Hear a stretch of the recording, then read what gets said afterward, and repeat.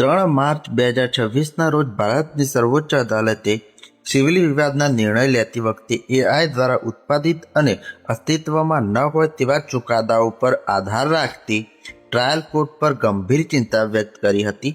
આ મામલો 2026ની special leave petition civil number 7575 of 2026માં ગુમ્માડી ઉષારાની અને અધર વિરુદ્ધ શ્યોર મલ્લિકાર્જુન રાવ અને અધર નામના શીર્ષક હેઠળ ઉદ્ભવ્યો હતો. અરજીમાં આંધ્રપ્રદેશ હાઈકોર્ટ દ્વારા પસાર કરેલા આદેશને પડકારવામાં આવ્યો હતો.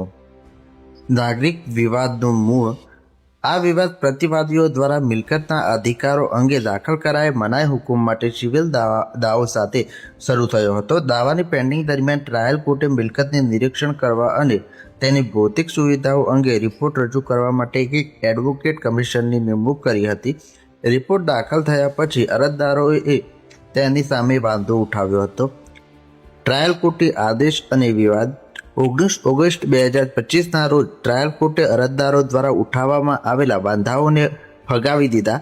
વાંધાઓને ફગાવતા ટ્રાયલ કોર્ટે તેના તર્કના સમર્થનમાં સુપ્રીમ કોર્ટના 4 ચુકાદાઓ ટાંક્યા. અરજદારોએ પાછળથી દલીલ કરી હતી કે ટાંકવામાં આવેલ ચુકાદાઓ ખોટા, અસ્તિત્વમાં નથી અને આર્ટિફિશિયલ ઇન્ટેલિજન્સ ટૂલ્સના ઉપયોગ કરીને જનરેટ કરવામાં આવ્યો હોય તેવું લાગે છે. હાઈકોર્ટ સમક્ષ કાર્યવાહી.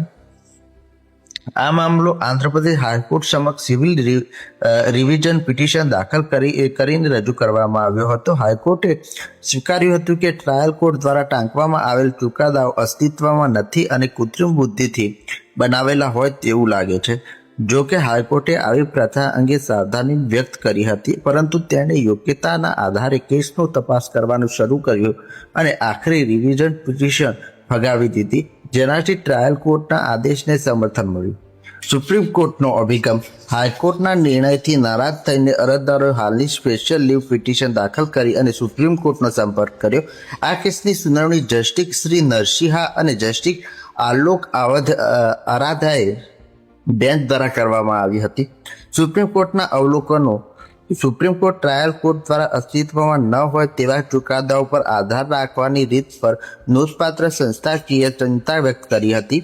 બેન્ચે સ્પષ્ટ કરી હતી કે આ મુદ્દો ફક્ત ભૂલ ભરેલો નિર્ણયનો નથી, પરંતુ નિર્ણય લેવાની પ્રક્રિયાનો પણ છે.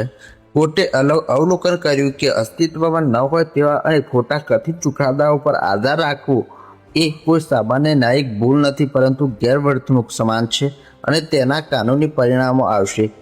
બેન્ચે નોંધ્યું કે આવા વર્તનથી ન્યાયિક પ્રક્રિયાને પ્રમાણિકતા અને વિશ્વસનીયતા પર સીધો અસર કરે છે. વચગાળાના નિર્દેશો જારી કરાયા. સુપ્રીમ કોર્ટે આ મામલે નોટિસ જારી કરી હતી કે તેણે નિર્દેશ આપ્યો હતો કે આગળના આદેશો સુધી ટ્રાયલ કોર્ટના એડવોકેટ કમિશનના રિપોર્ટને આધાર આગળ ન વધે. કોર્ટે ભારતની એટર્ની જનરલ, ભારતના સોલિસિટર જનરલ અને બાર કાઉન્સિલ ઓફ ઇન્ડિયાને પણ નોટિસ જારી કરી હતી. ન્યાયિક કાર્યવાહીમાં આર્ટિફિશિયલ ઇન્ટેલિજન્સનો દુરુપયોગ અને જવાબદારીનો મોટો મુદ્દાની તપાસ કરવા માટે કોર્ટને મદદ કરવા માટે વરિષ્ઠ વકીલ શ્યામ દિવાનને બેન્ચની મદદ કરવા માટે મિક્સ તરીકે નિયુક્ત કરવામાં આવ્યા હતા. કેસનું મહત્વ. આ કેસ કાનૂની કાર્યવાહીમાં આર્ટિફિશિયલ ઇન્ટેલિજન્સ ટૂલ્સના દુરુપયોગ અંગે વધતી ચિંતાને પ્રકાશિત કરે છે. સુપ્રીમ કોર્ટની કડક ટિપ્પણીઓ એ વાત પર ભાર મૂકે છે કે ન્યાયિક તર્કની પ્રમાણિકતા ન્યાય વિતરણ માટે મૂળભૂત છે. આ બાબત કોર્ટમાં ટેકનોલોજીના ઉપયોગમાં જવાબદારી અને સલામતી અંગે દૂરગામી પરિણામો લાવે તેવી શક્યતા છે. Case number. Special leave petition civil number 7575 of 2026 Gummadi Usharani અને અન્ય વર્સિસ શ્યોર મલ્લિકાર્જુન રાવ અને અન્ય.